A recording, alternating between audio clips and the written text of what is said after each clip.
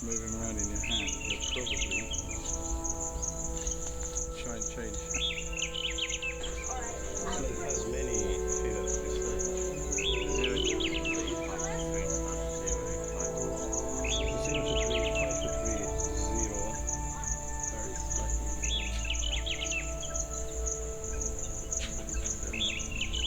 Sawa. Lakini kama unapeana hold. Well, how we age these guys? Or any birds? Looks so relaxed. They do. But this one it might give you some blessings.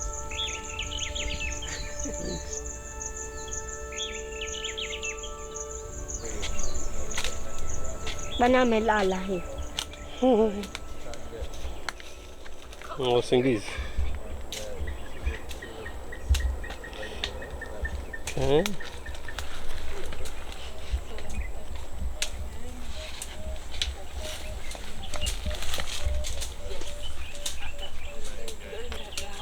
So what you do usually start with the legs,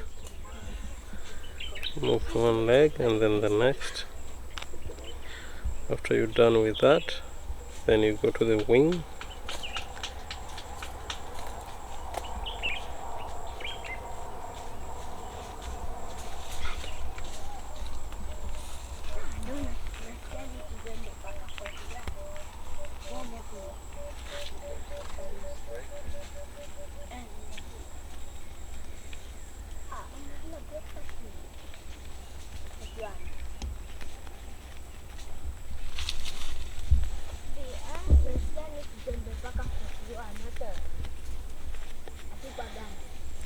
And the next one.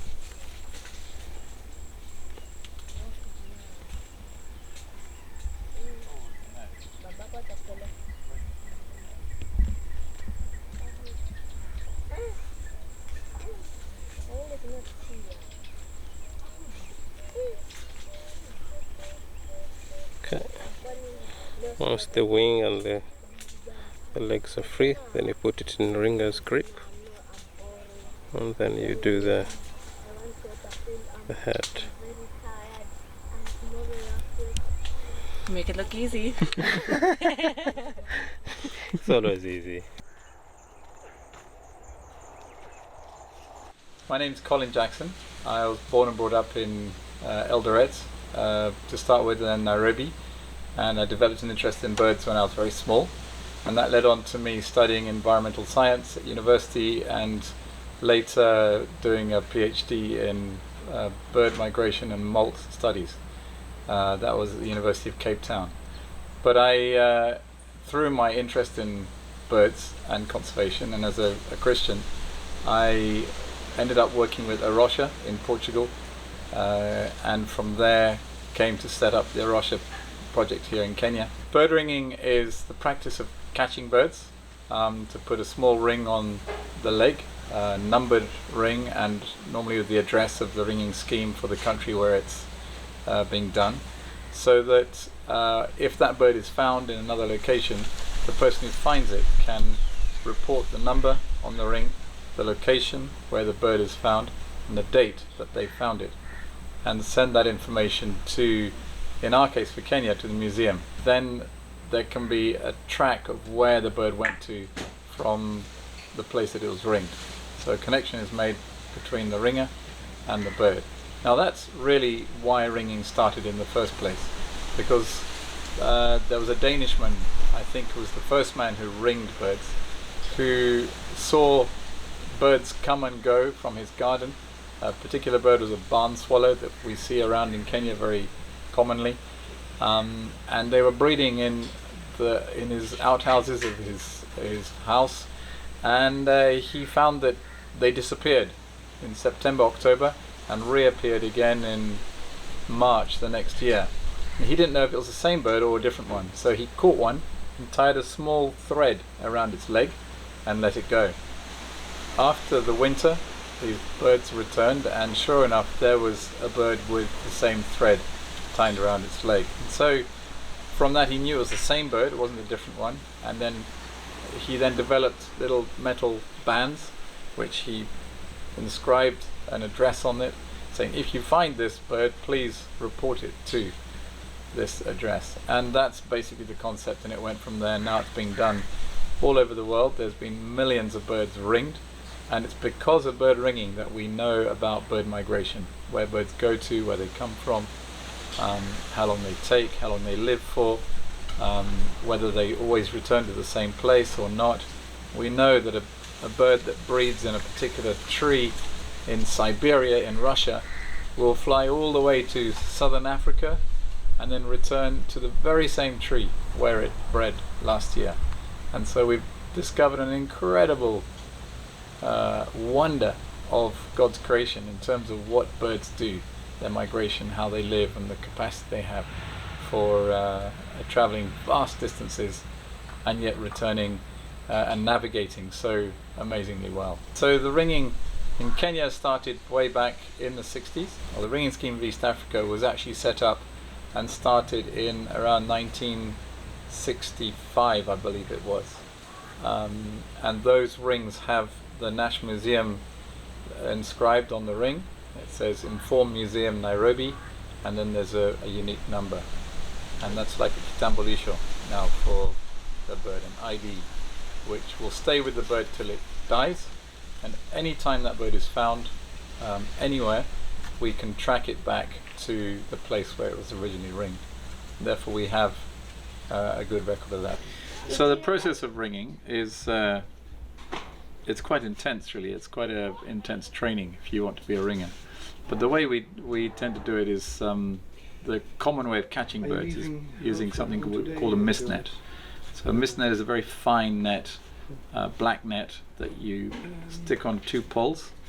It's got tight strings between the poles, and hanging off the strings are loose folds of netting, which against the dark background of vegetation are almost invisible. So the birds are flying between the bushes and they hit the net, fall into the pocket as we call it, and get tangled. So there's a very careful way to extract the birds without injuring them. And once you've done that, then you put them in a small bag, a small, what we call a bird bag, cotton bag, tie it up and then bring it back to where we actually do the ringing. So I've got here a common bulbul of the race Dodsoni, which is the coastal race. It's a white-eared bulbul. It's a common name for it. It's very common right across Africa, this species. And we've got its ring on already, as you can see there. And these rings we put on with special pliers. These are pliers which are designed only for ringing, with the different holes for different ring sizes. And once we put the ring on, then you look at the bird to try and work out what age it is. Now the way we do that is to look for any remnant plumage from the juvenile plumage. So juveniles often have quite a different plumage to the adults, and so you're looking to see if there's any of that. So here we've got new feathers here, those dark ones, got some browner feathers there, which are the older ones. And the question we're asking is, are those brown feathers old juvenile feathers or are they old adult feathers? And these look quite broad actually, so I suspect they're actually adult feathers. Juveniles tend to be quite gingery in colour with this species. I think these have just got a bit faded from the sun, so it's probably an adult bird, this one. Then we take measurements of the birds, because as in any population of animals or plants or any sort of biological population organisms, there's variation in size. In humans you've got tall people, short people, thin and fat, and so you can work out that some groups of an average of taller height or something, we measure the weight, like the wing length. So it's got a wing of 83 millimeters. We also measure the head using these calipers, so the head length, which is the skull plus the bill, gives you an indication of the size of the bird. 37.5, and that data is all written down in a notebook, and we transfer it to a database so we can analyze it much more easily. So all of that information will help us understand, is this bird of a particular population? Sometimes you can even tell what sex they are, because males may be larger than females on average, or vice versa, depending on the species. And you'll find that birds that maybe, so for this species, I started off saying this is the white-eared race of the common bulbul, Dodsoni. They're much smaller than the common baubles that live in Nairobi, for example. So the wing length here, 83, the Nairobi ones will have wings of well over 90 millimeters, even up to 100. So that can tell you the difference in what's going on there. Once we've done all that, we look at the molt, like I was saying earlier, record the molt. It's interesting to understand when and how birds molt. That helps us understand their biology a bit better. And also you can see climate change impact on that, because as the climate is changing, then the conditions are changing and birds are tending to molt either earlier or later, and that can impact their survival, because molting is quite an energy expensive activity for them, and if the food is available is not enough, then that can also impact them. And then finally we just weigh the bird. We put them in a little pot like this. This is just a neat way to weigh them. You put them upside down in the pot like that, so that weighs 26.8 grams. It's just a simple way to do that, and then we give it to Aurelia here to release, so that it can go on its way. There you go. And she will now take it outside and release it. So the process of bird ringing is quite an intense one, really. It takes a lot of training. You don't just wake up one day and start catching birds and putting rings on them, because it's very easy to damage birds. And our whole purpose as ringers, the number one rule that we teach every single trainee, is the welfare of the birds comes first. So we've got to make sure that birds survive. The whole reason for ringing is to find out what birds do in their natural condition. If you're starting to injure them or trouble them in any way, then obviously you're not going to get a true picture of their biology. We take a sample of other birds using equipment to measure the wing length. We measure the weight of the bird. We also look at what migratory fat they put under the skin on the bird. So you use that, you can blow the feathers apart on the belly of the bird, and you can see the yellow fat that they've deposited underneath the skin. And yet sometimes they can even double their body weight using that before they take off and migrate. That gives us an indication of how far the birds have yet to travel on their migration. We get some which are very skinny, meaning that they're probably going to land either in Tsavo or in northern Tanzania and spend the winter, the northern winter, in that place. Others are really quite fat still, and they're probably heading down to even Malawi maybe. We've had one bird that was caught in Malawi just 7 days after we ringed it at Ungulia. So they can travel quite far, quite fast. But that's kind of the process of how we do it. And once we've taken that information, written in the book, we release it and it continues on its way. We're often asked, why do we ring birds? What's the purpose of it? And actually from a bird in the hand, you get a lot of information about that species that is very hard to get from just looking at them and watching them in the field and counting them. Clearly the original reason for ringing birds was to find out where birds go, because it was mainly migrants which were being ringed, and you wanted to track where they travel to and come from. So a bird with a ring on will travel many thousands of kilometers, be found by someone, reported back, and we can know that the bird has travelled from here to there, and maybe back again. So another thing is site fidelity. So do birds stick to the same place, or do they go to other sites? And that we've found here, that we catch migrant birds that disappear altogether, and then they return and we get the same birds back in the same place, sometimes in the very same net a whole year later. So you can work out a lot about their movements. Another thing is about population size. So for example, if you looked into your garden, you saw 10 weavers in your garden, and the next day you had a look and there were 10 weavers again. How do you know if they're the same 10 weavers as yesterday, so your population is 10, or whether they are completely different weavers and your population is actually 20? Well, by uniquely marking birds then and catching them again, then you can see which ones have which are still there and which ones are new. So you ring 10 today, tomorrow you look and you've got 5 which are all got rings on 5 don't, so your population is at least 15 in that way.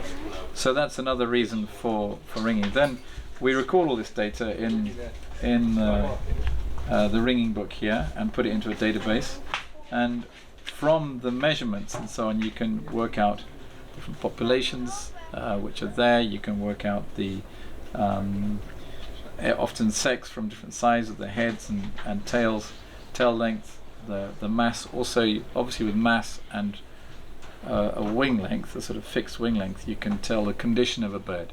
So if the average mass is reducing, then you can maybe suggest that conditions are not so good for feeding, that they may be struggling in that way.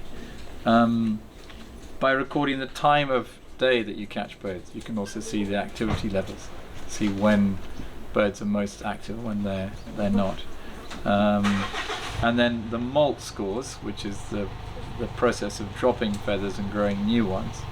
That is also something which you can learn about the overall biology of a species, when they put effort into molting, when they don't, and sometimes they will actually require particular conditions to molt, which you then need to try and make sure that they have those conditions. So particularly migrants, for example, migrant waders like sandpipers and plovers, for them to molt their large primary feathers is quite an energy expensive activity, and we've found that they molt on Meader Creek here, and therefore it's an important site for them that it would need to be protected, that they can molt in peace and quiet rather than being disturbed the whole time, which would use up more energy for them.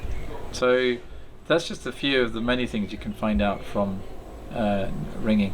Also, if you're doing surveys in forests, it's quite hard to see birds, or even in bushland. Often putting a net up, you catch birds you didn't know were there because they're skulking species or not very noisy, and so for surveying areas to find out what birds are around, it's also a very useful technique that's used often for basically getting a foundational species list for a site in that way. So there's a lot you can get out of birds, and there's out of catching birds and collecting data on them, and that's just a little bit of what we've used it for so far. I've been ringing now for almost 40 years probably, and of course there's some amazing moments that happen with ringing. One of the fun things of ringing, of course, is it's a science. It's very much a rigorous study as well, but within that there's a lot of fun. And what happens is you put your nets up, you open them before dawn, and then you go around them after 40-45 minutes to an hour, and you remove what birds are there, and you never know what's going to turn up in the net, and that's an exciting moment. In just this last season at Ungulia, on our very first day I think it was, we had an ortolan bunting fly into the net. Now ortolan buntings are a major rarity in Kenya. There's very few records of them, and to have one fly into the net and to catch it and be able to ring it was exciting. So obviously ringing is quite an exciting activity, particularly for someone who's interested in birds, and it's a bit like Christmas, like when you're getting presents, you never know quite what's going to be in there.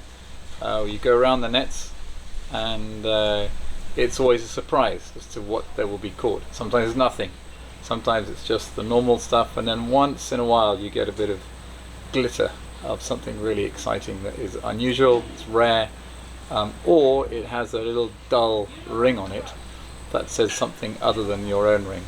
And I think those are the really key and exciting moments, is when you catch a bird with a ring that is from somewhere else. Now, when I worked in Portugal and learned how to ring, we used to get quite regularly birds with rings on from Northern Europe. Here in Kenya, in East Africa, it's a very different story, because most of our birds, migrant birds, come from Eastern Europe and right across Asia, as far as Mongolia and China, and then get channeled down into East Africa and further south. Now in Eastern Europe and right across Asia, there's very few people ringing, so the chance of us catching a bird with a ring is very, very small. compared to if you're in West Africa, where all the European ringed birds, where there's well over, probably almost 2 million birds a year ringed in Europe, and they head down into Western Africa. So we don't catch them here very much. Now at Ngulia, we are catching species which often are targeted by European ringers, and there's one species called the marsh warbler, which has this interesting migration of going from Western Europe across eastwards into sort of northeastern Africa and down into East Africa where we are here. So it has a sort of west-east migration, and that's the species we catch by far the most number of birds with a ring on from somewhere else.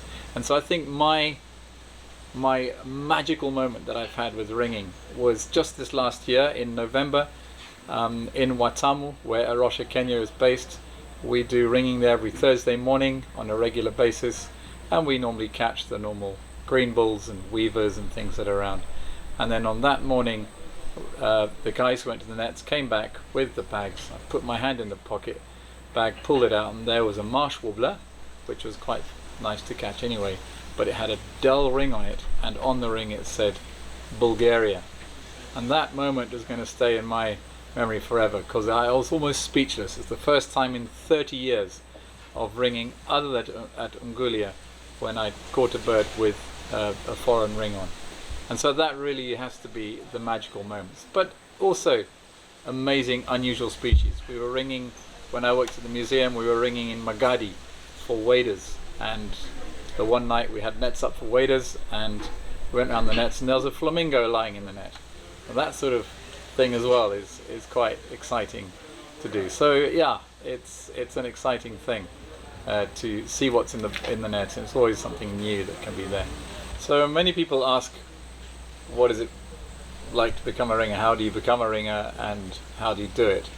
And it's, as I've said, it's a very intense training that you need to do in order to be a ringer. It's not something you can do. Even a 2-week course is not enough to become a trained ringer. It's a whole, at least a year of regular and frequent ringing to gain the skill. So first of all, it takes a dedication and a passion, a real interest in birds. Now there's many young Kenyans today who are interested in birds, and that interest is growing, and we're really excited about that. When I worked at the museum in Nairobi in the 90s, I was fortunate to be able to be a part of starting the Nairobi ringing group that functions at the museum. And all these years later, 30 plus years, that ringing group is still going and is still active, and that's really exciting. And in fact, at Ngulia, every year we have a team from the ringing group who come and assist with the ringing there, and that's very cool. But it is a long-term training that's needed.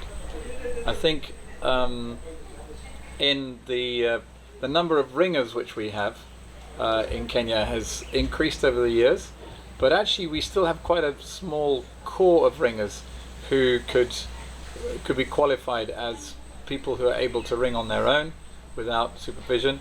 We're probably talking about 20 to 30 people maximum who could do that. We're looking to increase that, and we're excited with Arusha. We've been doing bird ringing training over the years, and looking to do more of that. Ngulia itself is a really excellent site for training people, not at the basic level because we're dealing with so many birds, but people who've got some experience in ringing already can come and can really be increased in their skills of handling large numbers of birds, handling species which they've never seen before, handled before, learning techniques of aging, identification, molt, etc. All of the sort of details of what there is to learn. And that's one of the big things about ringing, is there's a lot of information to learn, and that's the key challenge for a trainee, is to try and get all this information and apply it in that way. So over the years we've now caught over 600,000 Palearctic birds, Palearctic meaning Europe and Asia. So birds that breed in Europe and Asia, and they come down into Africa to avoid the cold weather in the winter, and they come and they find good conditions in Africa. So over 600,000, more than 500,000 birds ringed at Ngulia. And from that we've had over 290, I think 294 plus recoveries. That means birds that we've caught with a ring from overseas, or birds of our own which have been found and reported from other countries. And that now, our recovery list includes 45 different countries in Europe, the Middle East and in Africa, which have had one of our birds recovered from, or two. Interestingly, out of 294 birds that have been recovered with rings of 45 countries, Kenya of course is one of those countries, but only one bird has been reported from Kenya of those 600,000 that have been ringed. Why? I believe because actually basically all those birds have passed through Kenya. Most of them would have gone south and then travelled back up through Kenya. Many would have been found, I'm sure, but unfortunately the majority of our wananchi do not understand, if they find a bird with a ring, what to do with it. We've had reports of birds being found with rings where they've said, this must be bewitched, ni chawi hiyo, and have thrown them away or burnt them, and have not reported them. Now in recent times we've had a few birds recovered. There's been in the news, there was an osprey found in Lake Victoria, Kisumu, a couple of years ago. There was a white stork in the media earlier this year that got electrocuted, that had rings on, that came from Poland. And so there's a bit more awareness, but we really hope that wananchi out in the countryside, in the mashambani, if they find a bird with a ring, please report it to the museum, telling us the date it was found and the location, and ideally send the ring. We don't need the bird itself, just the ring if the bird is dead. If the bird is alive, then just record the number very carefully on a paper and let the bird go again, and send us that information, and we will write back to you and tell you where the bird was ringed, how far it has travelled, how many years it has lived, etc. So that's a really key thing. And yeah, the diversity of birds which you catch is very high. We have ringed over 17,000 of our own local birds in Ngulia, the only Afrotropical species which breed in Africa. And of those, it's been over 150 different species that we've ringed there of our local birds. And every year we catch a new one, something which hasn't turned up before, and it's always very, very interesting. In Kenya, we're really blessed with so many species of birds. We've got one of the richest diversities of birds that you can easily see anywhere in the world. In fact, birdwatchers come from all over the world to Kenya specifically, because in a 3 or 4 week safari, certainly 3 week safari, you can get over 700 species of birds. From the leading bird guides will tell you that. And so it's an amazing place to go bird watching. Now many of those are migrants as well. They come from other parts of the world, either the Afrotropical migrants which come up from further south, they breed Tanzania, Malawi, Mozambique, and they come up to Kenya, or the Palearctic birds, the birds from Asia and Europe, which come down and travel vast distances, often 10-12,000 kilometers from where they breed to where they come to. In fact, there's one very small one called a willow warbler, which is very common across much of central Kenya in season. Just a little bird, it's less than 10 grams, so you know those packets of majani which are 50 grams, you can fit 5 of those birds into one equivalent weight as one of those packets of majani. But one of those birds will travel right the way to northeastern Russia, to Siberia, a distance of at least 10,000 kilometers. And they will do that journey every year for their whole lives, and they can live 10, 12, 15 years, some of the survivors. And those are amazing facts that I find incredible about handling these birds. So willow warbler, that's a very common one. Another one is the barn swallow that you can see basically across Africa, and certainly across Kenya and many parts of the country. They're a bird that spends a lot of time in flight, and when you get them near roost sites, you can get hundreds of thousands of them. So the exciting thing is, if you find a bird with a ring, it can be anywhere. It can be a bird that hits your window and gets killed. It can be killed by a cat or a car, or you just find it trapped in a house and it's got a ring on. That's a really amazing moment. And the thing to do there is to report the ring. The date, it's really important, what date it was found, the location as precisely as possible. Even take a photograph of it if you've got a smartphone, and often the smartphone will have the GPS coordinates in it, and we can know exactly where that bird was found. We can measure the distance that it's traveled in order to get to where it is, and then send that information to the museum. Now the ringing scheme address is ringing.eafrica@gmail.com, so you can send any information you want or queries about ringing to that address, and the ringing coordinator will get back to you about what birds you found or questions you have.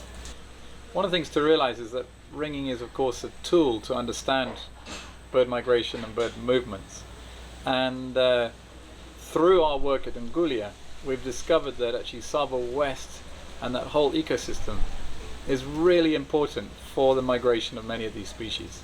It's an area of bush which is rich with insects and food for the birds as they're moving south, and as they move north. There's many species which actually spend the whole of the northern winter in Tsavo. European rollers are one of the more obvious ones, but there's beaters and thrushes and warblers, many of which spend the whole of the northern winter in Tsavo.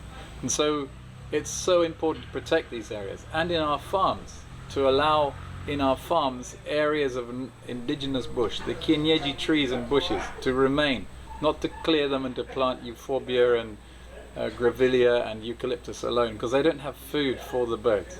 Rather to plant the kienyeji species, or to allow them to regrow, even just in a hedge around your shamba. That is really important to allow these birds to survive. And if we all planted just 5 or 10 indigenous trees, kienyeji trees, not the fast-growing other ones, which are good to grow for kuni and so on, but it's really important to have the indigenous trees being planted, then that can really help provide shelter, food for these birds as they migrate. And they travel these thousands of kilometers to come. It's amazing, just in your shamba you can have birds that have traveled all the way from Russia. Imagine the sorts of views and sights that they have seen and been through. They've been through Afghanistan, through Israel, through Egypt, all of these places, and they've come to your garden. It's amazing, and there's something that we feel as a Rocha and as a Christian, I think God has given us these birds to look after, to enjoy, to marvel at, and to protect them. And so Tsavo is really important. And we are so grateful to Kenya Wildlife Service for the work they do. They've allowed us to study the birds in Tsavo for many years, over 50 years now. And that has meant that we've really got to understand how important Tsavo is. Ngulia Lodge has also been amazing in providing us with reduced rates for the accommodation of the ringers. They've bent over backwards to allow us to do the ringing. And I think it's also been beneficial for them, because a lot of the Wageni who come, they don't know they're going to see bird ringing, but it's been one of their highlights of their safari, is to be able to release a marsh warbler or a bird and let it go free. And we'd encourage you, if you're watching this, to come to Ngulia, to come and visit during the season. It's in November, December every year over the new moon, when the nights are darker. You can come and you can watch the ringing, you can join in, you can release birds, you can see it, and it's a really exciting thing for children to come and do. It's wonderful to let kids release birds. My son adores releasing birds, and it's just something which is fun to be involved with. You can learn about the birds as you hold them in your hand, and yeah, it just is a great activity to be a part of. And so we're very grateful to KWS. We're very grateful to Ngulia Lodge over the years for really supporting the work, and please come and support them and take part and enjoy it.